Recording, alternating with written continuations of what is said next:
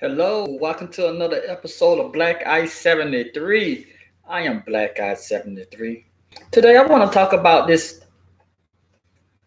awesome, amazing tennis player. Her name is Naomi. Naomi. She's a tennis player. She hailed from Japan. And she wanted is she not the greatest tennis player in the world? She's one of the greatest tennis players in the world. This great tennis player, she only asked for one thing and one thing only. Naomi asked, could she not do interviews? She said, I would do your tournament, but I don't want to do any interviews. That's all she wanted because she said she suffered from anxiety. And I understand that. I'm myself, I'm suffering from anxiety, depression, and PTSD.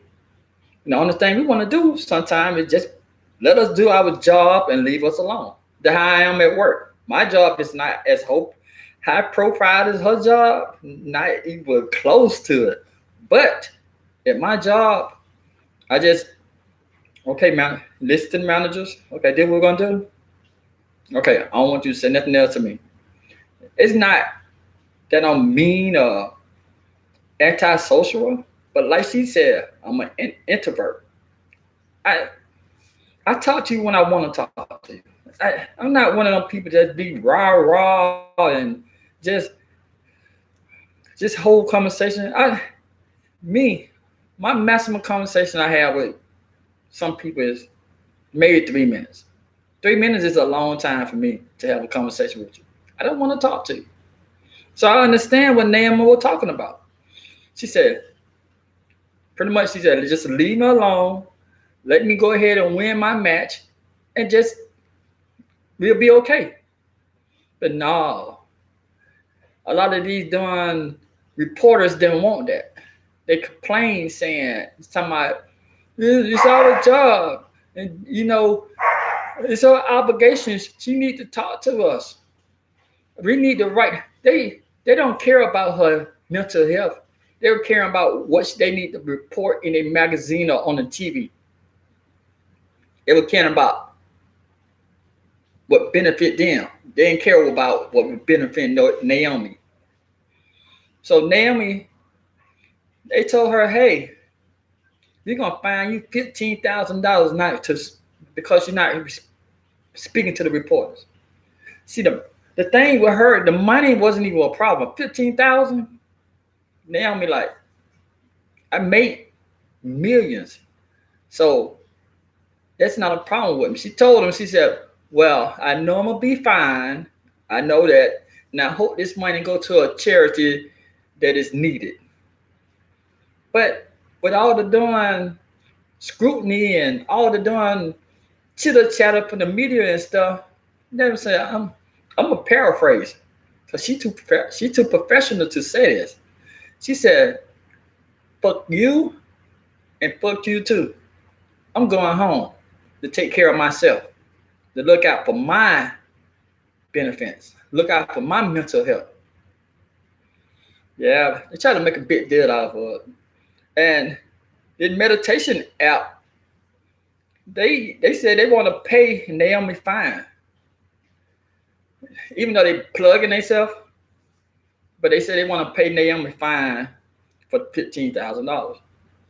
Naomi had released the statement, but I do have some audio I want to play from other people.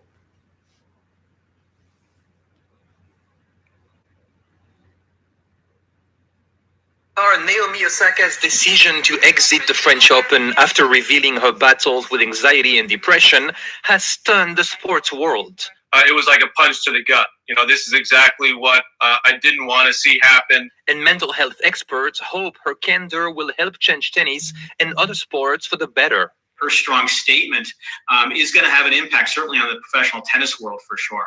The four-time major tournament champion announced on Monday she was pulling out from the French Open after being fined $15,000 for refusing to speak to the media following her first-round victory. On social media, Osaka revealed she has suffered long bouts of depression since her first major win in 2018, adding that as an introvert, she experiences huge waves of anxiety before talking to the media. Research shows around a third of elite athletes will at some point in their career suffer from anxiety and depression. Yet the topic remains taboo. They're at their physical peak, and we just expect that they'll be at their mental peak as well. Rosemary Purcell studies mental health issues in professional sports. She says athletes are especially vulnerable because of the sacrifices they've made to get to the top. And often that means they don't have friendship networks, they haven't gone to school and built up those sort of social connections.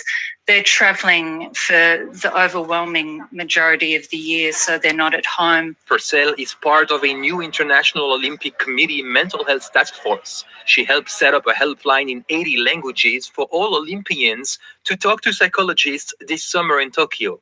The hope is that we can detect those athletes as early as possible that might be experiencing mental health issues. As for tennis, Grand Slam leaders pledged on Tuesday to address Osaka's concerns and improve the player experience while making sure the athletes are all on a fair playing field. Sports psychologist Jim Tyler hopes Osaka will find comfort in knowing that she's further destigmatizing the topic in sports and in society.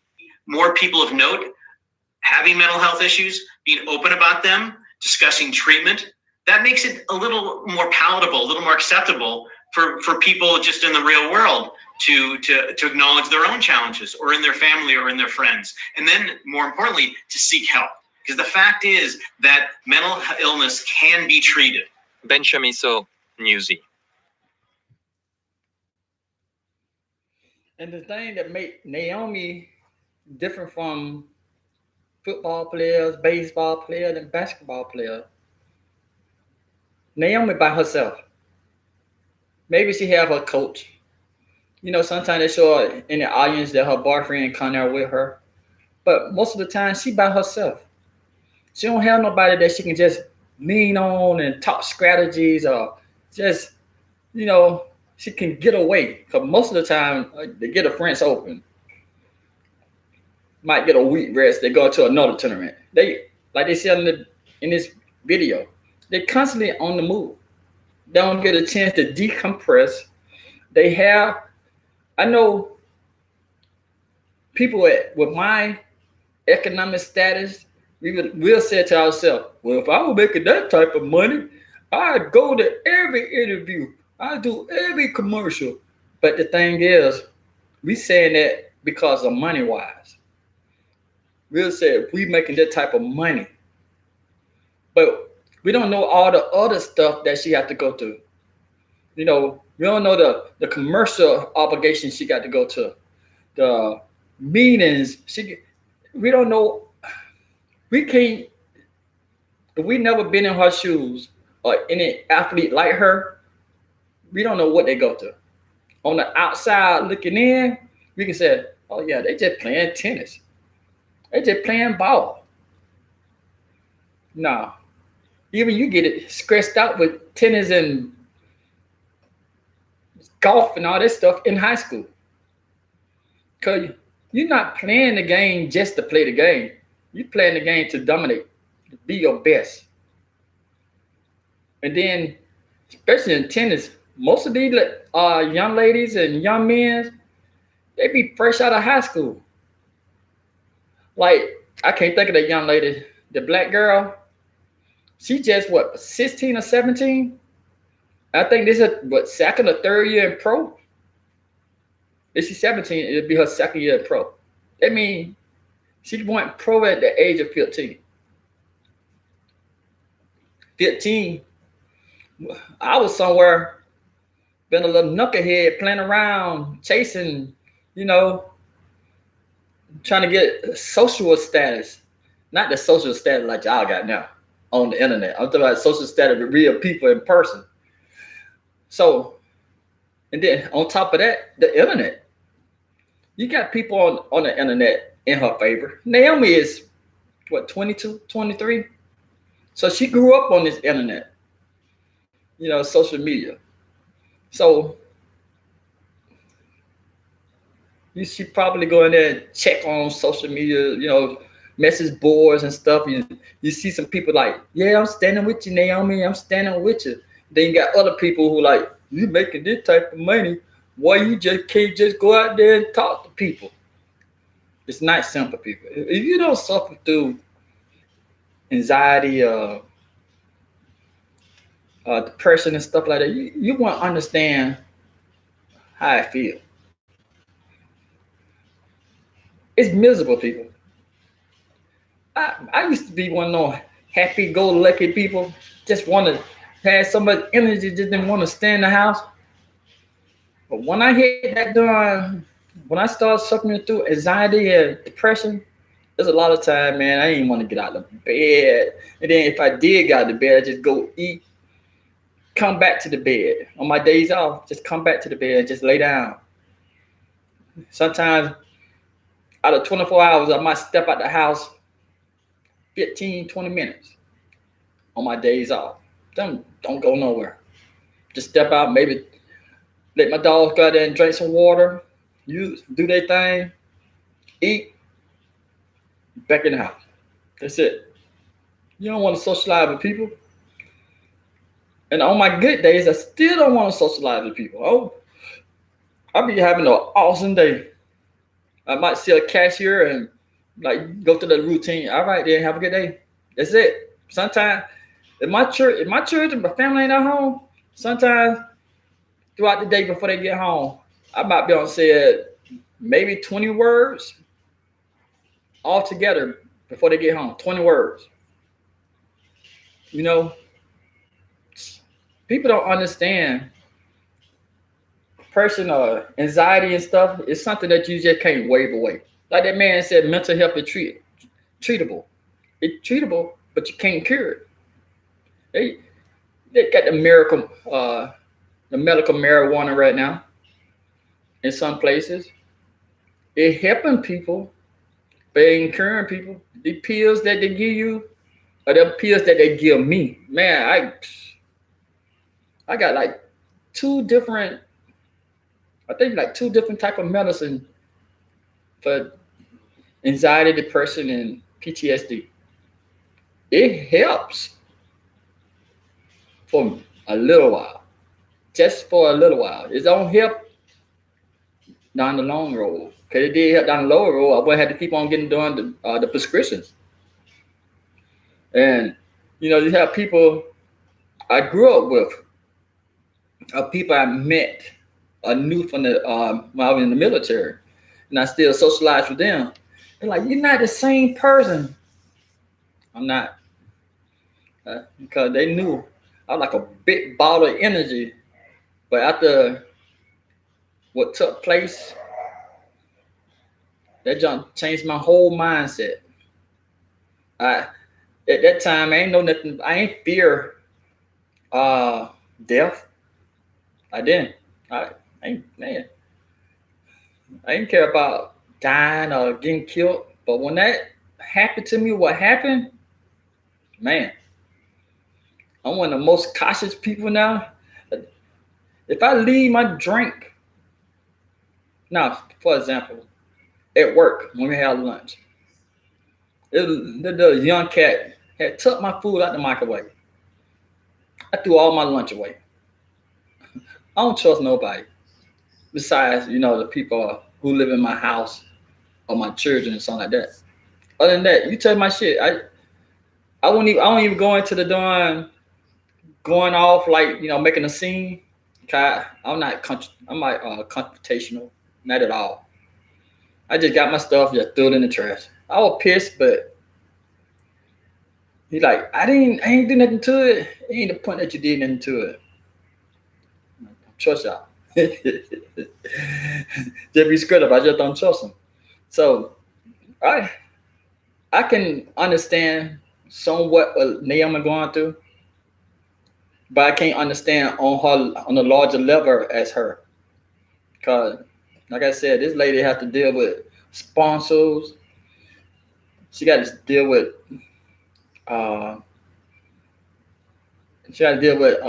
money managers, lawyers. She got to deal with so much things, and And she already said she don't like talking to people. I'm about to fight my dog. I'll tell you. I'm gonna fight him. But speaking of my dogs, they help out a whole lot too. You know, they I know we some people like sometimes your animal can tell you're going through some thing, but it's seen that way.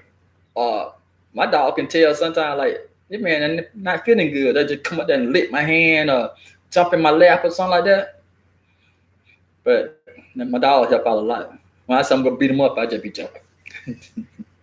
But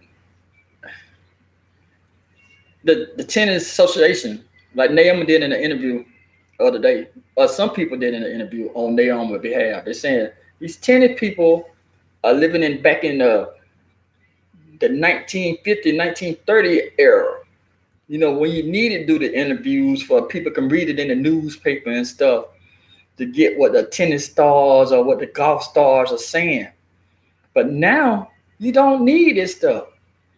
If you want to know, most of the time you can just put up somebody's bio, uh, and you can see what's going on, what don't have, what they said from a month ago. What they said a month ago, it ain't changed. I'm here to win the game. You know, concentrate. You know, shout out to Nike, shout out to Gatorade. You know, just do their sponsor thing. But a lot of, like they said, a lot of these interviews and stuff is totally unnecessary. They don't need them people time. They don't need it. But it's been the same way with these damn reporters for years. I'm not shitting on the reporters. No, I'm not a person that talk negative about the reporters. But reporters need to sit their ass down sometime and say, okay, we totally understand. We're gonna leave Naomi alone. But no, you know they ain't do that. They want to complain to the tennis association. Naomi is ranked number 1 or 2 in the world.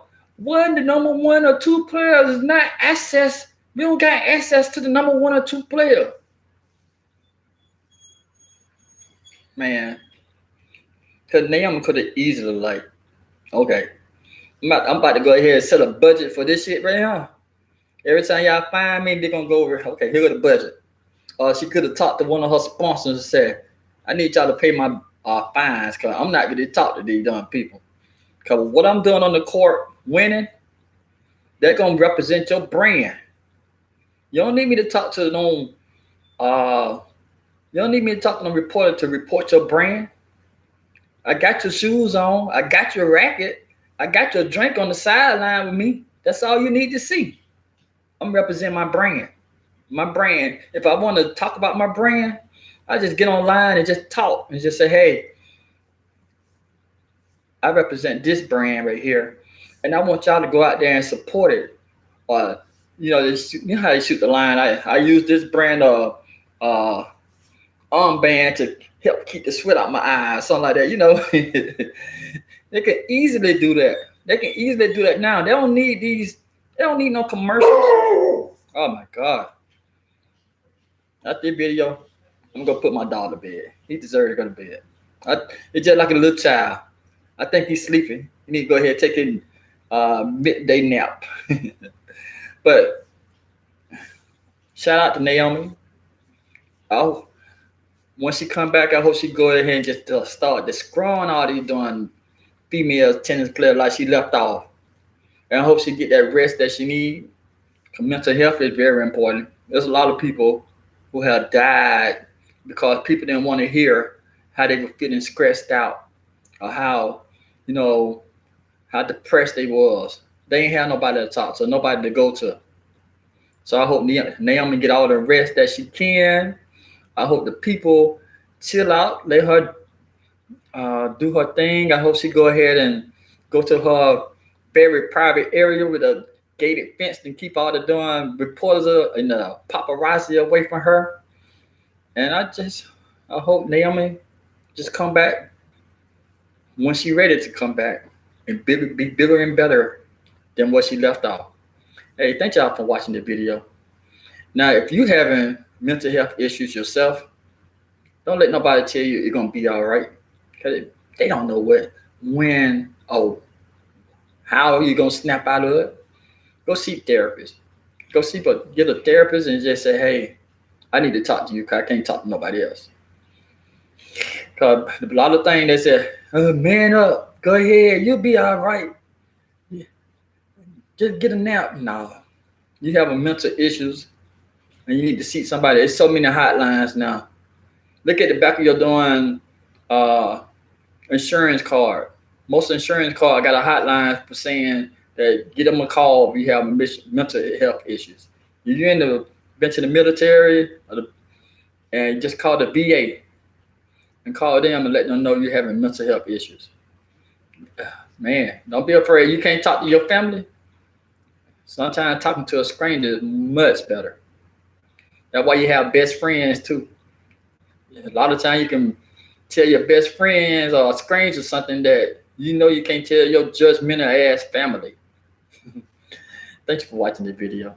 I hope you all have a good day. I think I'm gonna come back and talk about Israel Prime Minister. They're trying to get him out of there in Israel. But if I don't, y'all have a good day.